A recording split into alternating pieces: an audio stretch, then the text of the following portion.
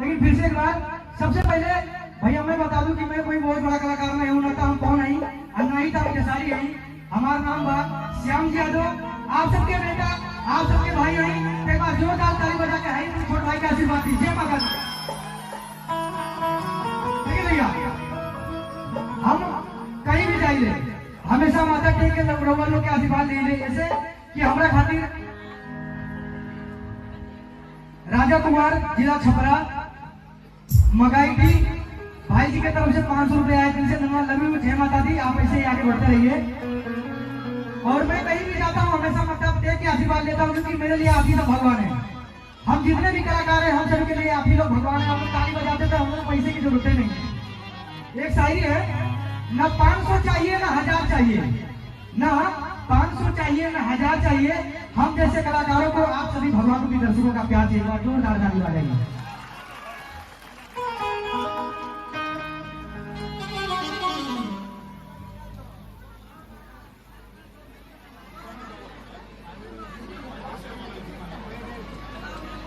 ठीक भैया, अपना हिंदू समाज में कोनो भी काम करे से पहले गणेश भगवान की याद करी जाला। ठीक बा, ओकरा बादे कोनो काम होला तो हम लोग के पहले गणेश भगवान की याद करी जाई, ओकरे बाद कार्यक्रम के आगे बढ़ावल जाई। ठीक बा भैया।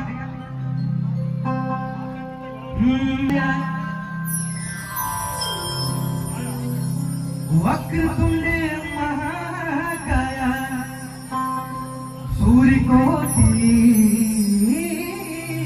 समाप्रभा निर्विघ्नं कुरु मे वदेवा सर्वकार्येषु मेरे नाम सर्वदा। एक बार फिर से गणेश भगवान की सामने के गणेश भगवान की याद कर जाइए। कैसे कर जाइए? हे गणेश भगवान, ये सभा में आइए, ये कार्यक्रम में आइए, ये कार्यक्रम के सफल बनाइए। हम कलाकारों के मनोबल बढ़ाइए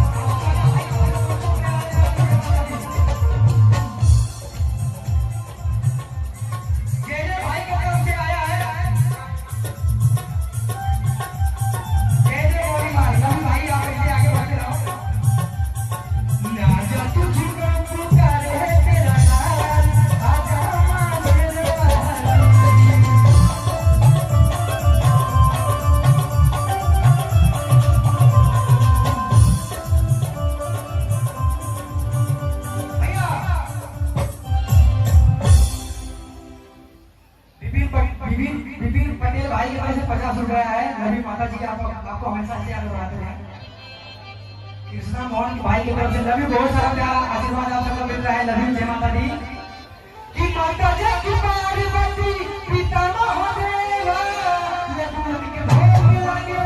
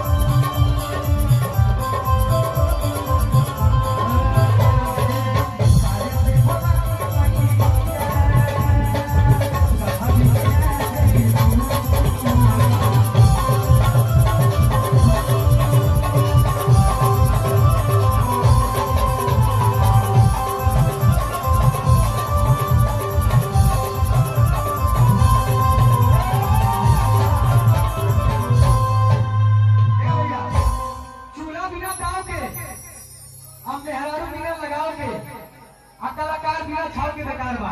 तो हमनी के कलाकार आई, हमनी में सब कुछ बा। एक बार जोरदार ताली बजा के आशीर्वाद दी भैया। आज के गाना बजाना में और पहले के गाना बजाने में बड़ा अंतर हो गई। पहले जब गाना बजाना हो रहे, कहीं भी शुभ काम हो के या माता जी के पंडाल लगे, कहीं केहू के शादी ब्याह हो गया, तो हमारे माई भाई बहुत प्यारा गीत गावत रही। प्रियंका जी ने गाया, बहुत प्यार सुना की ने शिवम भैया तरह अच्छी दे देता।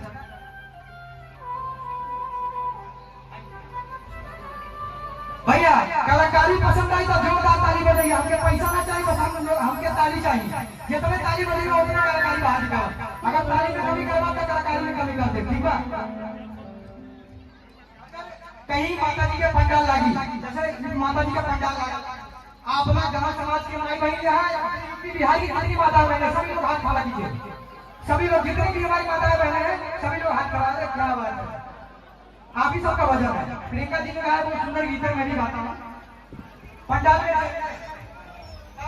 घूंघट काट ली, आप बहुत प्यारा गीत कहिए, कैसे कहिए। हरी मिया के डार मैया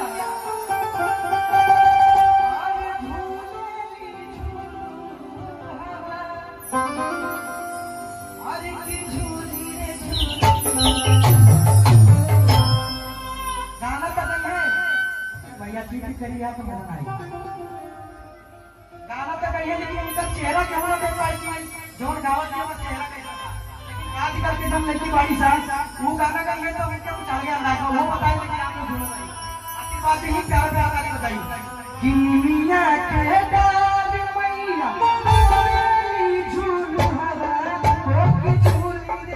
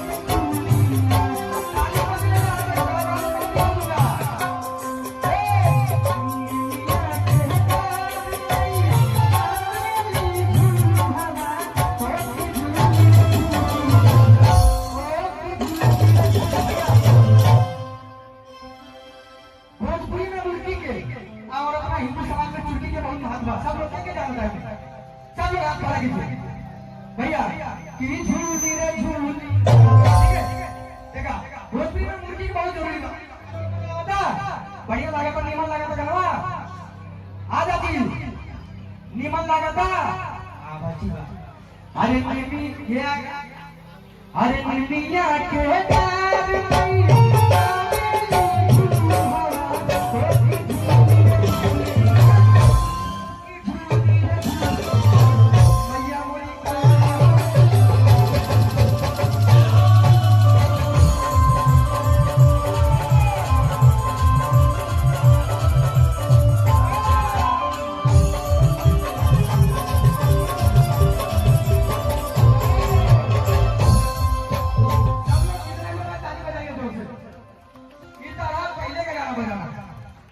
आजकल के लड़की पंडाल में जाता ही गाना कौन गाता है उसे ये लोग के कलाकारी में जाएंगे चलेंगे गाने तंज हो जाएंगे कैसे करिए मंदिर में जाए कैसे करिए भैया जब चलो अब मंदिर जाइए टाइट टाइट जींस पहन ली ठीक है कैसा लगी कि पूजा का आगे स्टार्ट देके जाता है चलिए कैसे चलिए भैया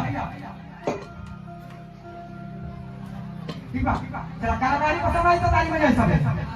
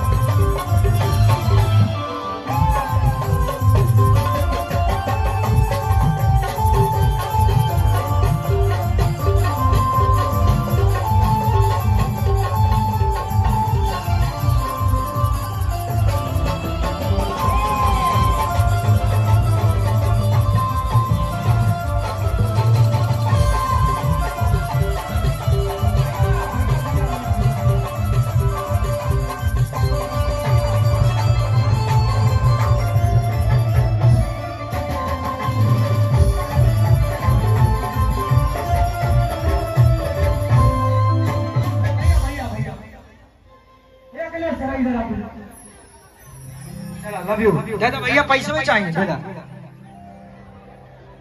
हमारे बिहार के हैं सुमन यादव जी के तरफ से 200 जय माता दी आप ऐसे तरक्की करते रहिए जाएंगे अब इधर है पहले के गाना बजाना जो हमने के पहले के माई बहन गावत रही अब के लड़की मंदिर जगह तक आ गई है कि कई दिन से माई लिखा दानी हम लेटारे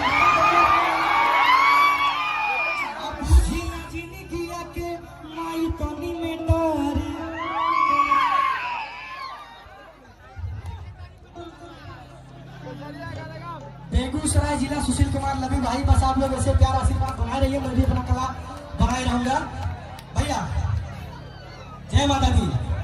पहले का गाना बजाना रहे कि निमिया के डार भैया झूले ली झूलू हवा कि झूली झूली नाम भैया मुरी गावे लिख दिया।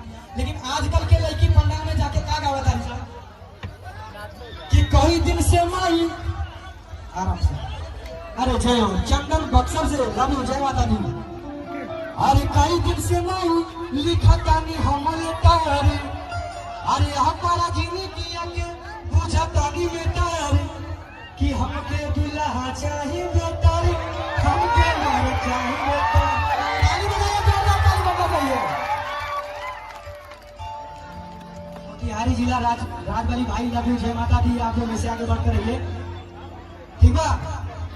पहले का गाना बजाना आपके गाना बजाना में बड़ा फर्क हो गई कि कई दिन से माई अरे लिखा तानी हम लेटर। चाची लोग अगर गाना पसंद आया तो हाथ खड़ा कर दिया। जितने भी मेरे भाई लोग मेरी माता है सब लोग हाथ खड़ा करें, देखिए किसको कलाकारी पसंद आया। अगर आप लोग हाथ नहीं खड़ा करेंगे मैं बंद कर दूंगा, जाऊंगा नहीं फिर मैं भी ऐसे नॉर्मल गाके चला जाऊंगा। यार क्या बात है, तो आप लोग हाथ खड़ा करने में शर्म कर रहे हैं। अच्छा आवाज करो तो कौन बोलेगा। पहले का गाना बजाना आपके गाना बजाने में बात चेंज हो गई। अरे कि कई दिन से माई लिखा तानी हम लेटर, अरे हमारा जिंदगी के बुझा तानी बेटर हमके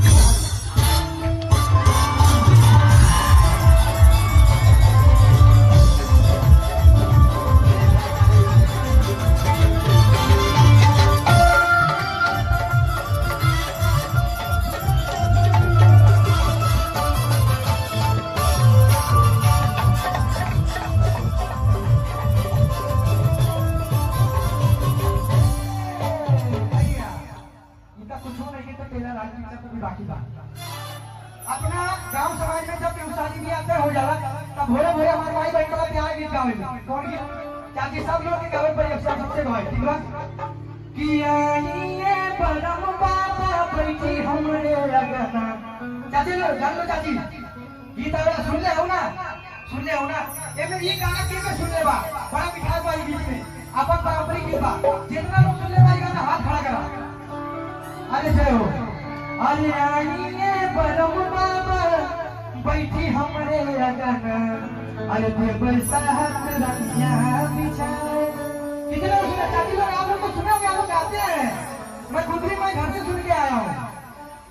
ये पहले का गाना बजाना है आपके। दूसरा बात दूसरा बताइए भैया कि आइए परम बाबा बैठी हमरे लगन, देव साहब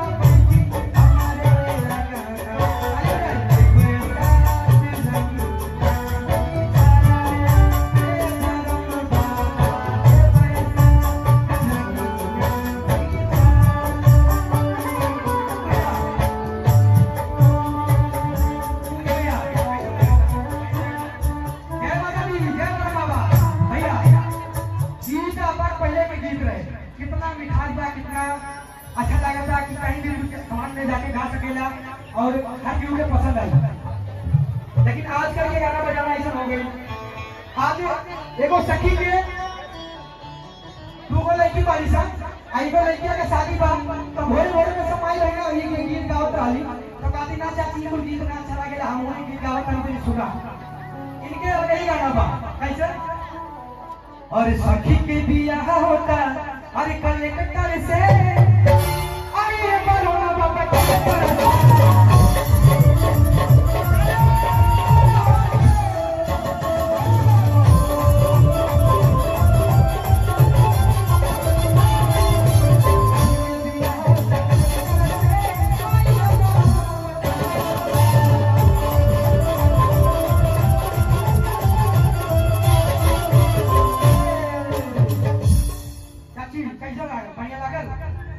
आप लोग नहीं बोले तो जाएगा, ठीक है? आप लोग खाली बोलिए अच्छा लगा बस, अच्छा लगा ना?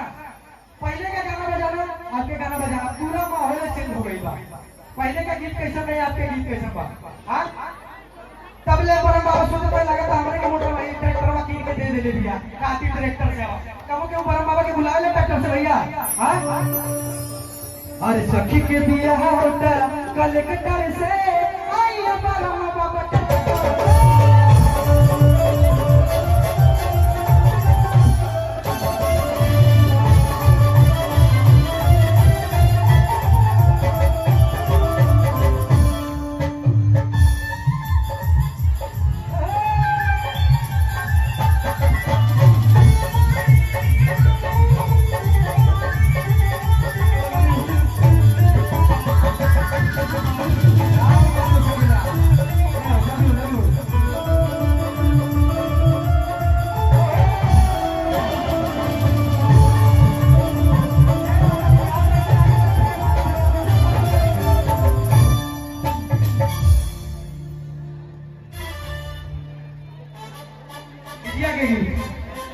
भैया ये साल हमारे को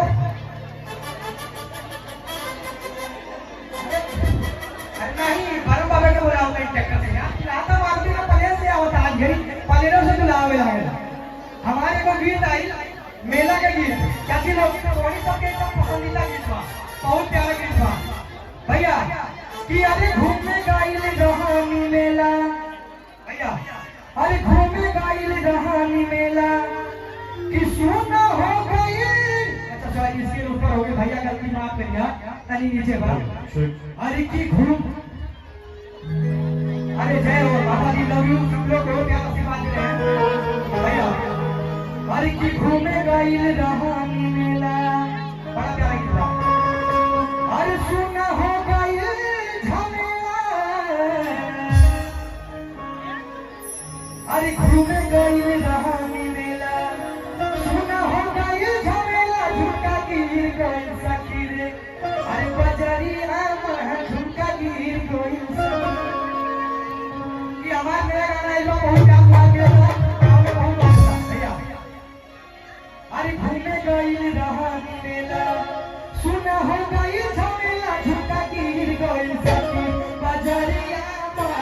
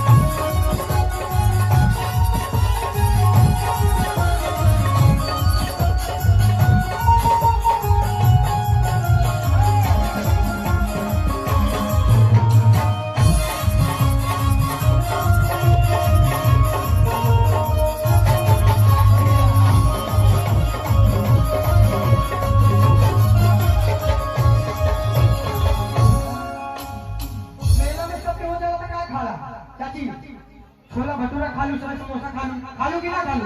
ये भी हमारे भाई बहन से भी मेला में जाना सबसे पहले सबके पसीना का बा समोसा। भैया चीज भी मत करा बाबू, क्या खा ला के समोसा खा ला, चटनी कहीं हो जाके खाते रही समोसा चटनी। अरे खाती रही समोसा चटनी, अरे ऐसा हो ना ये सोचनी, अरे खाती रही समोसा चटनी, ऐसा हो ना ये सोचनी कि धक्का पर लस्कर